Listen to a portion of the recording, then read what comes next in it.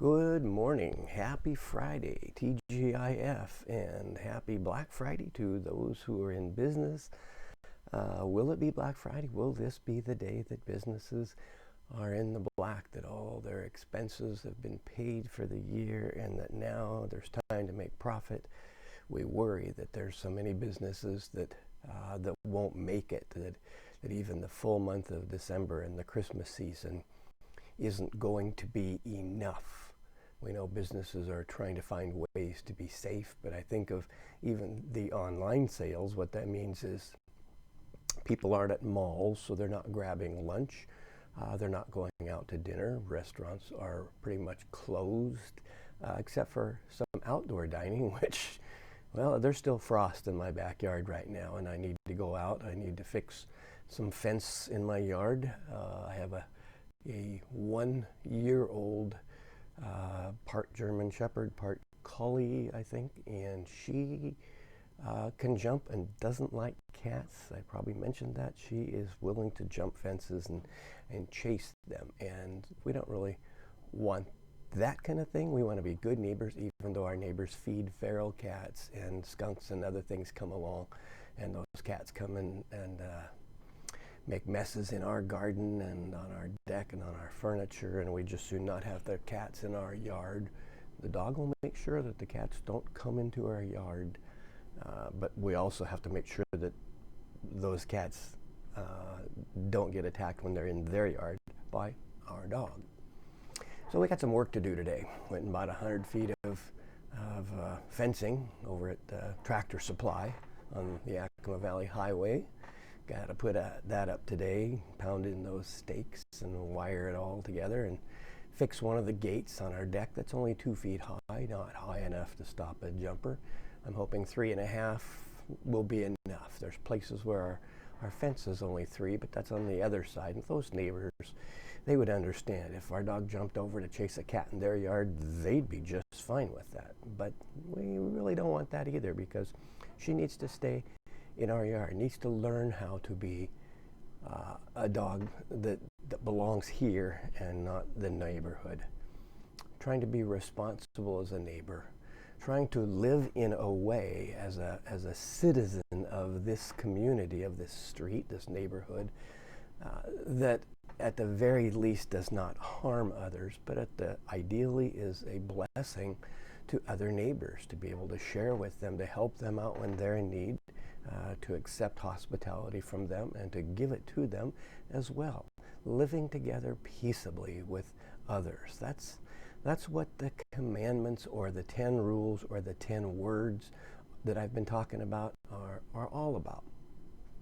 Remember, Moses is giving these to the people while they're gathered around the base of the mountain, and then they've got to go back to their encampment. Speaking of encampments, since it's Friday, Casual Friday, I'm wearing my camp shirt. I have to show off my camp shirt. I have these made. Last year I had one made that had just me on it. This is my Bitmoji. This is Ian, who was 7 last June, and this is Cedric, who will be 5 in January. And they call me Opa, the German word for grandpa. And I had each of them separately for a week this past summer and the summer before that. And by next summer, I might not just have the 2 of them, but maybe their sister. She'll be 3 here in just a couple of weeks. And 3 might be a little young for a camp. And we don't really camp. They camp as a family, so they're used to sleeping in sleeping bags in their little tent trailer.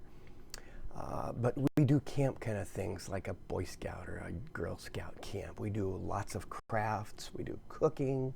I probably talked about this. I'm sure I did at one of my daily messages. It's fun. These kids, they have activities. They learn. We study French because my 7-year-old is in a French-English bilingual school down in Eugene, although it's all virtual this year, all online. But it's a fun time for Grandpa and Grandma to just get together with each of the kids separately and have their time learning crafts. We do outdoor cooking. as much as we can, which in the summer is pretty easy to do. But what if you had to camp for 40 years? What if you left a home, not that it would be a great home, wattle and daub, in Egypt, and you were slaves, but now you're a free people, but you're camping. And we value freedom so much. And it's so easy to talk about how we love our freedom when we're inside of our air-conditioned or furnace-heated houses that are safe in our neighborhoods with fenced yards. We've got cars. We've got food. My goodness, do we have food right now. The holiday refrigerator is, they don't even have room for the turkey. It's just, the upstairs refrigerator is mostly just condiments and side dishes. Then we have the downstairs refrigerator, and then we have one out back on our lower patio as well. And yeah, one's just beverages. And the downstairs one is the one that gets things like leftover turkey, big things. Yeah, wow. So it's easy to talk about freedom. We're not camping, we're not on the move, we're not having to find a new place to live when we've used up the water supply and all the natural resources in one area. And I don't know that the people of Israel knew that 40 years would go by before they were done with camping. If they had, they probably would not have left Egypt. Would it have been easier if they'd just taken to these commandments? Because we are going to find out in the month of December how they did with their new rules, their new set of guidelines. And again, that's about being good neighbors, living together peaceably in community, not harming the other, but being a blessing. And again, the promise of the commandment is when you live in a certain way, you have certain guarantees. I know people who have adopted pets from shelters, for instance, that have been abused, and those pets are psychologically damaged and sometimes take years to really trust, and maybe they don't fully ever trust. We have a dog who's fairly active, kind of wild, but I don't see any signs that she was ever harmed. She's very, very affectionate, very loving and trusting. But we do have to teach her not to jump up on people and furniture and grab things off the counter. Yesterday it was a pie. Actually, it was just a pie shell. It hadn't been baked yet.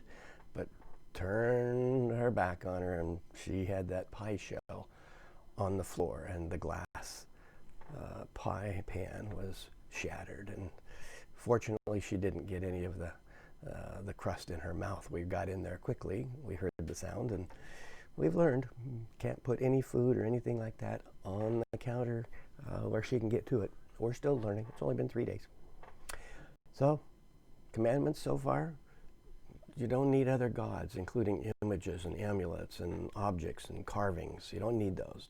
Don't spend your time, don't spend your money on those. Number 2, you don't need to go swearing by God's name. You don't need to start talking about how God is on your side. You serve God, God will love you in God's way, but don't you tell other people that God is for you and not them. You be careful about how you use God's name. Number 3, remember that rest is a gift to you. Rest is a gift to everybody in your charge and your family. Rest is a gift to your animals. Well, I don't know how you do that on a dairy when you're milking them. You can't milk a dairy cow 6 days. Anyway, I'm not sure. I'll have to ask some of my dairy friends how they see that Sabbath time. Because I know that they do obey it to the best of their abilities. But I'll have to find out how they take care of the animals that still have to get milked, or they'd be very uncomfortable by Monday. The 4th commandment, then, remember to take care of your parents. They took care of you. When it's your turn, take care of them. That they may spend their final days honorably and die peaceably and peacefully. And loved. Know that they are loved to the end, and know that you are loved to the end. So we get 5, 6, and 7. You shall not murder. You shall not commit adultery. You shall not steal. And boy, Jesus was asked about these. And he says, you've heard the commandment, you shall not murder. But I tell you, if you're angry with someone, you've already committed murder in your soul. The offense against God is already in our mind. So today, the fifth commandment is about loving life, loving it in every possible way, being one who honors life. What does it mean to be pro vita, not pro-life? That becomes a slogan, but pro vita. If you're going to use Latin, use the whole Latin. Pro is Latin, life is English. It's either for life or pro vita, please. Pro vita is really what this is about. And that really has to do with the intent of our heart and then how that gets lived out. If the intent of our heart is good toward others, then we get to ask, okay, how do I live out good toward others? That's a little harder to do. But to stay away from the question, how do I harm others? In the Sunday morning class, in a couple of weeks, we're going to look at the just war doctrine. Should Christians take up arms? Should Christians kill in the name of their country, their king, their queen, their land? And we will look at that and how the just war doctrine formed centuries ago has been tested over and over and over, and what that means as it relates to the fifth commandment. Tomorrow then, Saturday, we'll deal with that sixth commandment, the adultery one, which Jesus also talked about, and what that means for community. See you then.